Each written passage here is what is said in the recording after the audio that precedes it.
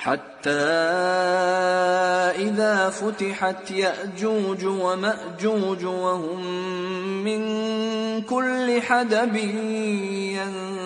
ينسلون.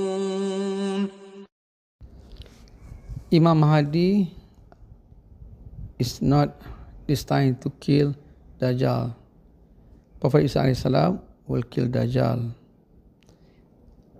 And when Gog and Magog are released from the barriers built by Zulkarnain,